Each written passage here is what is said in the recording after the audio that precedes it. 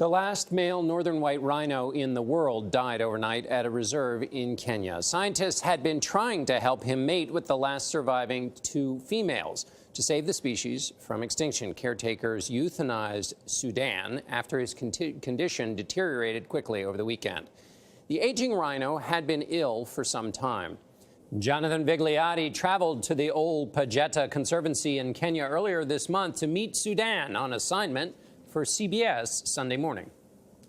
Sudan's final days were spent in Nature's Hospital, the Old Pajeta Conservancy in Kenya.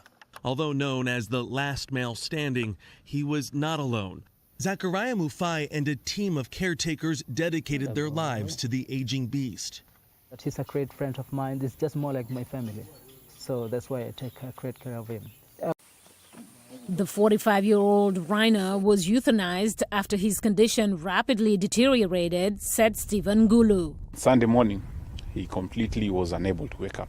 His left hind foot gave in completely. He was unable to support himself on it, and he was not able now to rise.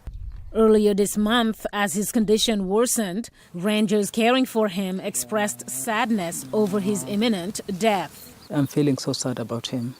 I know him very well since I started working with him. He's a very gentle rhino. 2 years ago, Zakaria Mutai, one of his keepers, told the Associated Press that because of human failure, animals like these might be extinct. People used to kill rhinos because of their horns, and many people have been believing that they use as medicine, but it doesn't cure anyone at all. So, but what we are doing is that we are creating awareness to everyone to see the importance of conserving such kind of animals. We joined Mafai as he prepared breakfast, a buffet of hay, carrots, and bananas. We use bananas to hide the bills inside hills. So these bananas contain pain relievers? Yes. Sudan was 45, well past the average life expectancy of a rhino. This is a lot like hospice care for an animal whose human family never leaves his side. He suffered from arthritis and bed sores and died essentially of old age. The park decided to euthanize him overnight when he was in too much pain and unable to stand. Sudan spent most of his life in a zoo as northern white rhinos in the wild were poached to extinction. Conservationist Richard Vine created this wildlife sanctuary. The reason that rhinos are threatened by poaching is because of demand for their horn, pure and simple. In his final years, Sudan lived in Old Pajeta with the 2 remaining northern white rhino females, Najin and Batu. The hope was they would reproduce. We were expecting to have babies in a natural way, but it just never worked. There is already an international effort underway to extract eggs from Najin and Fatu and fertilize them with the sperm previously collected from Sudan and other northern white rhinos. That process is both complex and untested and is now the only hope for the future of the species.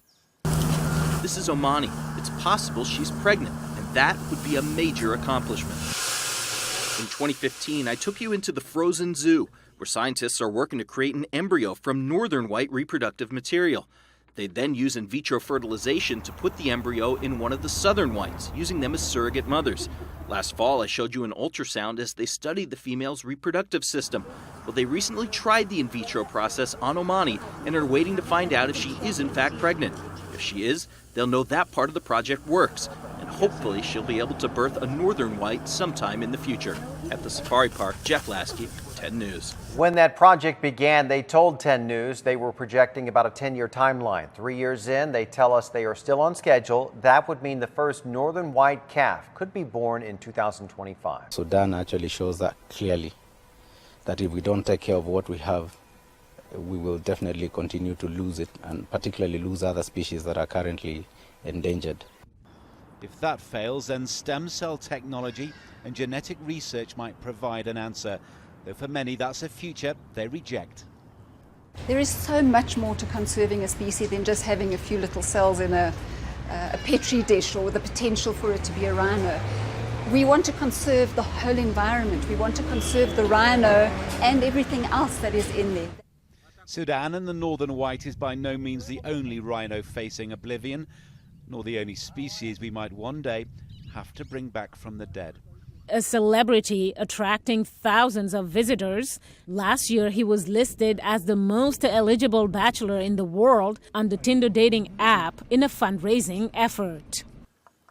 Joining me now is Sarah Gibbons, a writer for National Geographic, who's been following the story very closely. So, Sarah, why are these northern white rhinos so close to extinction? This species, or the subspecies rather, has been hunted pretty aggressively for the past few decades. Their horns are pretty lucrative, and they're used in traditional medicines and crafts, things like that. So there's only 2 female rhinos of their kind still remaining. What's being done to protect these rhinos? Oh, these 2 females, just like Sudan, are under 24/7 armed guard, so it's pretty intense security for an endangered animal, and they'll continue to be protected. Armed guards, pretty incredible. We know also the scientists have been trying to use IVF to breed new rhinos. Where does that process stand? That's something that scientists are working on. It's definitely being perfected, but hasn't quite reached a stage where it can be used yet. It's also extremely expensive. Scientists estimate about $9 million would be needed to fully perfect the treatment.